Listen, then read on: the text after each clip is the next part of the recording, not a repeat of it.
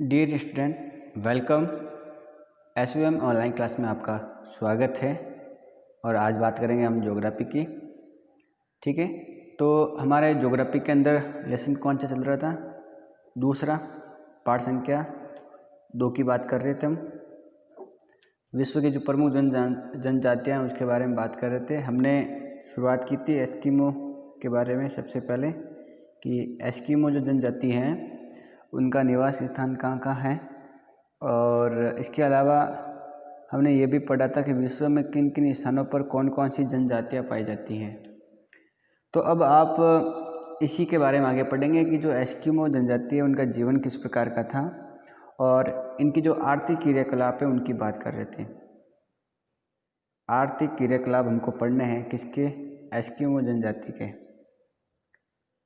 ठीक है, उसकी बात करेंगे। आराम से ध्यान से सुनेंगे ताकि समझ में आ जाए और याद रखना है आपको। हम इनके जो आर्थिक क्रियाकलाप है उसको 2 भागों में विभाजित करते हैं।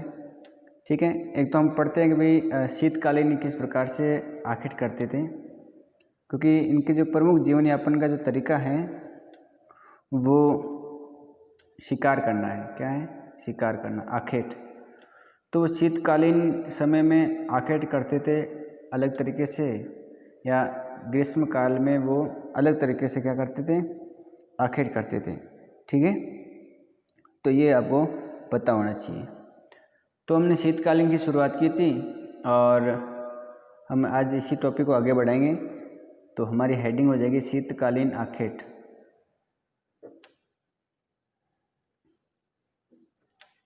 ठीक है, तो एस्किमो जनजाति शीतकालीन के समय किस प्रकार आखेट करती थी, शिकार, उसको समझना है। तो इसमें एक बात ध्यान रखनी है कि समुद्र के तट पर जाकर जो सील मछली है उसका शिकार करते थे। ठीक है, एक आपको ये भी ध्यान रखना है कि वो क्या करते, ज़मीन के ऊपर छिद्र बनाते और वहाँ पर बैठ जाते थे। अब जैसे कोई भी मछली है, सील मछली, श्वास लेने के लिए यहाँ इस छेद के पास में आएगी, तो यहाँ जो एस्किमो जनजाति के लोग हैं वो एक प्रकार से यहाँ हड्डी की छड़ रख देते। और वो जब हिलती तो इनको पता लग जाता और वो एक हथियार के माध्यम से उस मछली को मार देते। उस हथियार को मैंने बताया भी था, उस हथियार को बोलते हैं हार्पून। क्या बोलते हैं? हार्पून। तो उस हार्पून से उस मछली का शिकार करते हैं। ठीक है, तो इस शिकार करने की जो विधि है, इस विधि को कहते हैं माऊ पाक। क्या कहते थे उसको? माऊ पाक। ठीक है, तो माऊ पाक जो विधि है शिकार करने की वो क्या है, तो आपको पता होनी चाहिए कि एस्किमो द्वारा हार्पून का प्रयोग करके जब सील मछली का जिस तरीके से शिकार किया जाता है वो होता है माऊ पाक तरीका। ठीक है, तो ये तरीका आपको समझ में आ गया। अगर हम माऊ पाक शब्द की बात करें तो इस शब्द का मतलब होता है प्रतीक्षा करना। क्या करना? प्रतीक्षा करना। इसका नाम प्रतीक्षा करना है क्योंकि इसमें जो व्यक्ति है एस्किमो जनजाति का, वो इसमें वेट करता रहता है शिकार के लिए। देखो कैसे, जैसे मान लो मैंने अभी बताया था, जैसे मान लो ये ज़मीन है, बर्फ़ की बनी हुई है। ठीक है, ये मान लो ऊपर क्या है, बर्फ़ की परत है, नीचे तो पानी है, और नीचे पानी में क्या है, मान लो मछली है, और हम मछली की बात करें तो सील मछली है। अब ध्यान से सुनना है कैसे शिकार होता था। तो जो एस्किमो जनजाति के लोग हैं, जैसे मान लो कोई व्यक्ति है, वो क्या करता है, यहाँ पर ऐसे गोल छिद्र या छेद बना लेता था, और छेद बनाने के बाद में यहाँ एक हड्डी की छड़ रख देता था। ठीक है, अब हड्डी की छड़ रख देता और हाथ में वो हार्पून लेकर यहाँ बैठ जाता था। वो हाथ में उसके क्या है, हथियार है। कौन सा हथियार है? हार्पून। वो हाथ लेकर यहाँ पर बैठ गया, और यहाँ जो छिद्र है उसमें क्या, एक छड़ डाली हुई लकड़ी हड्डी की। ठीक है, वो ध्यान रखना है, और बैठ जाता था। और ध्यान रखता था बैठे बैठे कि ये हड्डी कब हिले, ये हड्डी की जो लकड़ी सी या छड़ है इस पर ध्यान रखता था। और वो ध्यान रखता था कि ये जब हिलेगी तो इसका मतलब यहाँ पर नीचे क्या आई है, एक मछली आई है। किसके लिए? श्वास लेने के लिए। वो यहाँ पर मछली आई है श्वास लेने के लिए, ध्यान रखना है आपको। तो इस बात का वो पूरा ध्यान रखता था कि जो मछली ऊपर आएगी, अगर मैं मछली की बात करूँ तो जैसे मान लो तो वो यहाँ पर बैठा रहता था गोल छिद्र बना करके, और ध्यान रखता कि जब ये हड्डी की छड़ हिलेगी, इसका मतलब यहाँ जो सील मछली है वो ऊपर सांस लेने के लिए आई है, और वो तुरंत हार्पून हथियार का प्रयोग करके यहाँ अंदर वो ज़ोर से मार देता, जिससे मछली मर जाती है, और वो मरने के बाद में इसको वापस ऊपर खींचता, और खींचने के बाद में मछली भी बाहर वापस छिद्र के माध्यम से बाहर आ जाती। तो ये इस हड्डी के हिलने का वेट करता रहता था, बैठा बैठा यहाँ प्रतीक्षा करता है कि कब मछली श्वास लेने के लिए इस छिद्र के पास में आएगी और कब वो हार्पून का प्रयोग करके उसका शिकार करेगा। इस पूरी विधि को बोलते हैं माओपाक, जिसका मतलब होता है प्रतीक्षा करना। तो इसमें बैठे बैठे प्रतीक्षा करता रहता है, किसके लिए? कि मछली ऊपर आएगी, श्वास लेगी, तो वो श्वास लेने के लिए जैसे ही ऊपर आएगी तो जो अंदर छड़ डाली हुई है हड्डी वाली वो हिलेगी, तो हिलने से इसको पता लगेगा कि भी मछली आई है, और तुरंत वो हथियार का प्रयोग करके उस मछली को मार करके उसका शिकार कर देगा। और इस प्रकार ये शिकार की जो प्रक्रिया है जो सर्दियों में की जाती थी, इसको माओपाक कहते हैं। मेरे हिसाब से माओपाक जो तरीका है वो आपको समझ में आ गया होगा। तो एक तरीका तो आपको समझ में आ गया माओपाक क्या है। तो पहली बात तो ये याद रखना है कि माओपाक किस समय किया जाता था, इस प्रकार की विधि। तो आप याद रखेंगे कि ये जो माओपाक विधि है ये सर्दियों में। इसके अलावा एक और तरीका है जिसको इतुर पाक कहते हैं। क्या बोलते हैं उसको? इतुर पाक। ध्यान से समझेंगे, माओपाक और इतुर पाक, इसका मतलब क्या होता है। इसके अंदर क्या होता है कि जो शिकारी है वो 2 छेद बनाते हैं। कितने छिद्र बनाते हैं? 2 बनाते हैं, ठीक है। इसमें 2 बनाने की जो वजह है कि एक छिद्र के पास में एक व्यक्ति क्या करता है, सील मछली के लिए चारा डाल देता है, ठीक है, और दूसरे छिद्र के पास में जो व्यक्ति है वो क्या करता है, दूसरा व्यक्ति हार्पून हथियार लेकर बैठ जाता है। क्या करता है? बैठ जाता है। मेरी बात को ध्यान से समझना, मैं आराम से बता रहा हूँ, इस वीडियो को 2-3 बार देखना ताकि आपको ये विद्या समझ में आ जाए और आपका पूरा पार्ट क्लियर हो जाए। तो मैंने कहा कि जो इतुर पाक विधि है इसमें 2 छिद्र बनाते हैं और 2 व्यक्तियों की जरूरत पड़ती है। एक व्यक्ति क्या करता है, एक छिद्र के पास में सील मछली के लिए चारा डाल देता था और उसको बुलाने की कोशिश करता, और दूसरा व्यक्ति दूसरे छिद्र के पास में बैठता और वो अपने हाथ में हार्पून लेकर बैठ जाता। इसका मतलब ये हुआ कि जब एक छिद्र के पास में इस एक व्यक्ति ने बुलाया है तो दूसरे को वो संकेत करता है जो हाथ में हार्पून हथियार लेकर बैठा है, और उसको संकेत करते ही वो जोर से उस मछली को मार कर उसका शिकार कर देते हैं। जैसे मान लो ये देखो, तो जैसे मान लो यहाँ पर एक छिद्र यहाँ कर लिया, एक छिद्र यहाँ कर लिया, ठीक है। एक व्यक्ति यहाँ बैठ गया जिसने हाथ में जैसे कोई मान लो मछली की खाने वाली जो चीज़ है वो यहाँ रख दी और वो बुलाने की कोशिश करता है, यहाँ रखता। एक यहाँ बैठता, इसके जस्ट 5 छिद्र, एक दूसरा यहाँ बैठ जाता।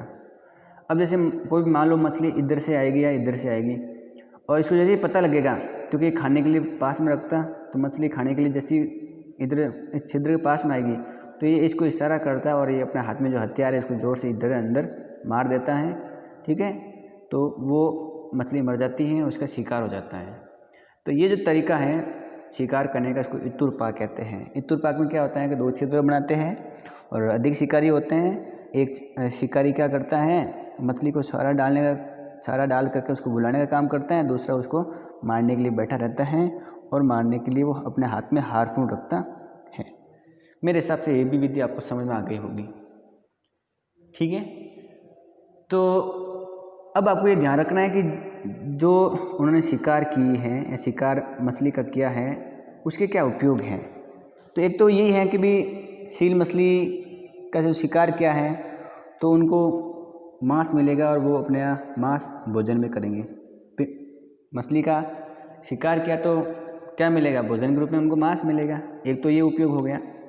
अगर हम दूसरे उपयोग की बात करें तो उनसे ईंधन भी मिलता है। क्या मिलता है उनको जलाने के लिए? ईंधन, ठीक है। क्योंकि इस मछली की जो चर्बी है वो चर्बी बाकी जानवरों से ज़्यादा समय तक जलती रहती है, ज़्यादा ऊष्मा देती है। तो इस मछली की जो चर्बी है वो ईंधन में काम आती है, और इस मछली का जो मांस है वो किस में आया, भोजन में काम आ जाता था। ये ध्यान रखना है। तो ये आपको बिल्कुल याद रखना है। तो इसके अलावा ये भी ध्यान रखना है कि ये जो माओपाक की विधि है जिससे महिलाएं भी शिकार करती थी, ये ध्यान रखना है। और इसके अलावा आप ये भी याद कर सकते हो कि हार्पून के माध्यम से समुद्र के अंदर भी वो क्या करते थे, शिकार करते थे। लेकिन वो जो शिकार करते थे वो बसंत काल में करते थे, मार्च के महीने में लगभग, ये ध्यान रखना है। मैंने आपको क्या बताया कि शीतकाल में 2 तरीकों के माध्यम से बताया है, माओपाक से वो महिलाएं भी शिकार कर देती, लेकिन जो बसंत का काल आता था उसमें जो वो शिकार करते थे तो वो पानी में करते थे। कहाँ करते थे? समुद्र में। और समुद्र में भी वो नाव लेकर बैठ जाते थे और समुद्र में ध्यान रखते कि कोई भी मछली या जो सील मछली है वो सांस लेने के लिए समुद्र के अंदर पानी के ऊपर आएगी तो, या बाहर आएगी धूप सेकने के लिए, धूप लेने के लिए, तब ये जो एस्किमो जनजाति के लोग हैं वो अपने हाथ में हार्पून रखते और जैसे मछली, जैसे ये मान लो पानी है समुद्र का, इसके अंदर मान लो क्या है ये मान लो मछली है जो सांस लेने के लिए ऊपर आएगी जैसी, और ये यहाँ नाव लेकर बैठे रहते हैं, ठीक है। और ये नाव लेकर क्या करते हैं, यहाँ बैठे रहते हैं और ध्यान रखते हैं कि जैसी मछली पानी के ऊपर आएगी सांस लेने के लिए, धूप लेने के लिए, अपने हाथ में हथियार रखते हैं और हथियार का प्रयोग करके इनके ऊपर वार कर देते और मछली को मार देते और उनका शिकार कर देती, ठीक है। तो बसंत काल में ये जो शिकार करने का इनका तरीका है उनको ये कहते थे उत्तोक। क्या कहते थे? उत्तोक कहते थे। समझ में आ रहा होगा कि बसंत के समय या बसंतकालीन शिकार के अंतर्गत ये जो शिकार है वो समुद्र में करते थे। क्यों? क्योंकि इस समय जो सील मछली है वो सांस लेने के लिए पानी के ऊपर आएगी या धूप लेने के लिए, तो ये नाव लेकर अंदर बैठे रहते हैं और उस नाव के अंदर ये हार्पून अपना हथियार रखते हैं। ऐसे मछली सांस लेने के लिए, धूप सेकने के लिए ऊपर आती हैं तो वो हार्पून के माध्यम से क्या करते हैं, उस पर वार कर देते हैं और उसका शिकार कर देते हैं, उसको मार देते हैं। इस तरीक़ों को क्या बोलते हैं? उत्तोक कहते हैं। क्या कहते हैं उसको? उत्तोक, ठीक है। लेकिन ये भी ध्यान रखना है कि इस समय समुद्र में शिकार करने के लिए इनको जो नाव चलानी पड़ती है, जिस नाव का वो प्रयोग करते हैं, जो चमड़े की बनी होती हैं, इसको कयाक कहते हैं। क्या कहते हैं? कयाक। कयाक कहते हैं, ये ध्यान रखना है। अगर आपको चित्र देखना है तो मैं चित्र भी आपको दिखा देता हूँ। तो ये जो आपको नाव दिखाई दे रही है इसको कयाक कहते हैं। क्या कहते हैं इसको? कयाक। और इस हाथ में जो आपको ये एक प्रकार की जो लकड़ी सी दिखाई दे रही है ये हथियार है। इस हथियार को क्या बोलते हैं? हार्पून। तो बसंत के समय ये मार्च महीने में क्या करते हैं कि समुद्र के ऊपर नाव चलाते हैं और ध्यान रखते हैं कि कोई मछली जैसी समुद्र के बाहर धूप लेने के लिए या सांस लेने के लिए आएगी, सील मछली, तो उसको मार करके उसका शिकार करेंगे, ठीक है। तो ये ध्यान रखना है आपको। तो कयाक समझ में आ गया कि कयाक का क्या मतलब होता है। कयाक एक प्रकार की क्या होती है? नाव होती है जो लगभग 5 मीटर से लगाकर 5 मीटर लंबी होती है लगभग, और 1.5 मीटर क्या होती है? चौड़ी होती है, जो चमड़े की बनी होती है। ये ध्यान रखना है। और शिकार के समय इस नाव का प्रयोग होता है बसंत काल के अंदर, ये ध्यान रखना है आपको, ठीक है। तो शिकार के अलग अलग तरीके हैं। कुत्तों के माध्यम से शिकार कर लेते थे, समुद्र के अंदर नाव चला करके भी क्या करते थे, वो शिकार करते थे। तो मेरे हिसाब से ये भी बात आपको समझ में आ गई होगी। तो ये हो गया बसंत काल का, ठीक है। इसके अलावा अगर हम बसंत काल के बाद ग्रीष्म काल की देखें, गर्मियों के अंदर ग्रीष्म काल, तो ग्रीष्म काल में भी लोग क्या करते थे? शिकार करते थे। लेकिन ग्रीष्म काल में जो शिकार करने का इनका जो तरीका है वो तीर धनुष का प्रयोग करके, ठीक है। तीर और धनुष का प्रयोग करके वो क्या करते थे? शिकार करते थे। और गर्मियों के अंदर जो शिकार करते थे वो विशेष कर ध्यान रखना है कि कैरिबो जो जानवर है, कैरिबो जानवर, उसका करते थे। और कैरिबो जानवर अगर आपने सुना है तो जो 12 सींगा जानवर है उसको बोलते हैं कैरिबो। क्या बोलते हैं उसको? कैरिबो। तो कैरिबो जो मैंने आपको चित्र बताया था पिछली वीडियो में, जिसको रेडियार भी कहते हैं या कैरिबो भी कहते हैं, जिसके 12 सींग होते हैं, ठीक है। तो इसका शिकार करते थे तीर धनुष का प्रयोग करके, कब? ग्रीष्मकाल के अंदर, ठीक है। तो ये भी आपको ध्यान में रखना है। फिर हम आगे बढ़ते हैं कि वो इन कैरिबो जानवरों के अलावा खरगोश है उसका भी शिकार करते गर्मियों के अंदर, ठीक है। इसके अलावा बत्तख हैं पानी के अंदर, कोई चिड़िया वगैरह हैं, उनका भी क्या करते वो शिकार करते। और इनका शिकार करने के लिए इनको कोई ख़ास ज़्यादा मेहनत नहीं करनी पड़ती है, वो हल्के भाले का प्रयोग करके आराम से शिकार कर देते हैं। लेकिन कैरिबो बड़ा जानवर है, हिरन जैसा मैंने आपको बताया था, जिसके 12 सींग होते हैं, इसको कैरिबो भी कहते हैं। तो इसके लिए धनुष बाण का प्रयोग करते थे, ठीक है। तो ये बात आपको ध्यान में रखनी है।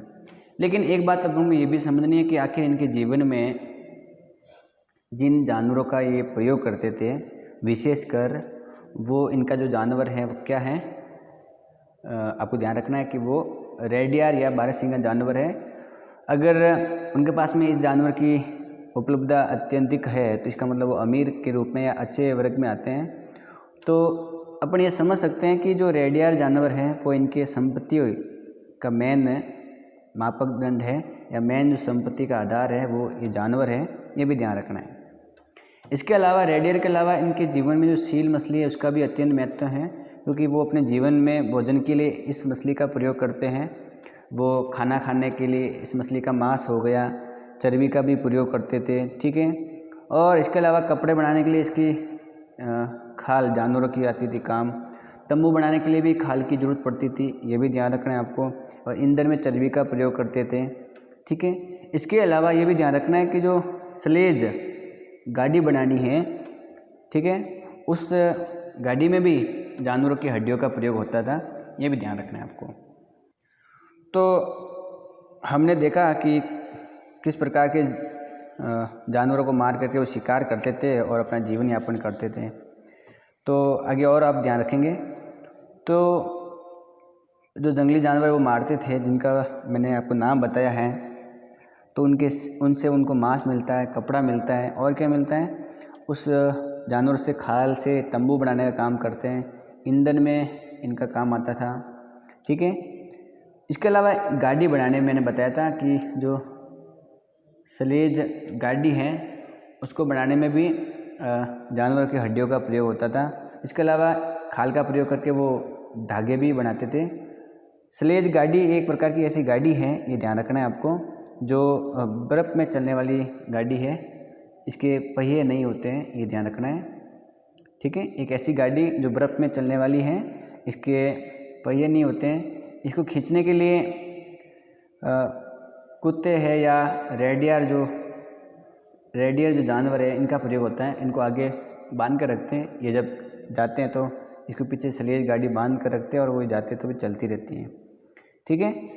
तो ये ध्यान रखना है कि ये जो गाड़ी है, इस गाड़ी को बनाने के लिए जानवरों की हड्डियों का प्रयोग होता है।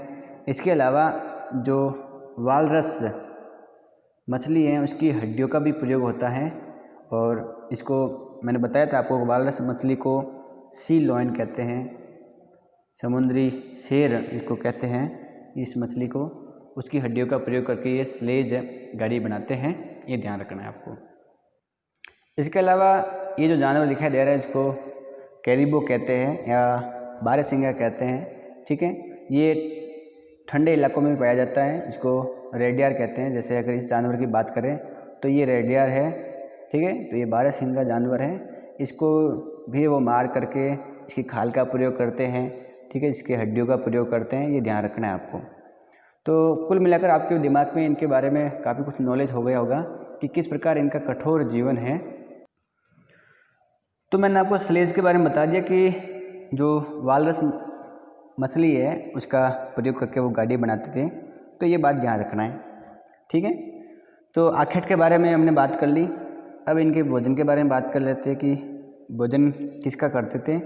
तो इनका जो भोजन है वो कच्चा मांस है, ये ध्यान रखना है आपको एक तो, ठीक है। और भोजन का जो प्रमुख स्रोत है, किन जानवरों को मार करके वो क्या करते थे, विशेषकर अपना भोजन प्राप्त करते थे। तो मछलियाँ हैं, जो सील मछली हैं, वेल मछली हैं, ठीक है। इसके अलावा जो वालरस मछली हैं। इसके अलावा छोटे छोटे जानवर जीव जंतुओं को मार करके वो कच्चे मांस का प्रयोग करते हैं और वो इनका क्या था, भोजन था। मैंने इनके बारे में बता दिया। उसके बाद में अगर बात करें, पहले आखेट की बात की, ब नंबर हमने भोजन की बात की। 3 नंबर जो बात करें वो है वस्त्र, कि आखिर ये कपड़े कैसे पहनते थे, ये भी ध्यान रखना है अपन को।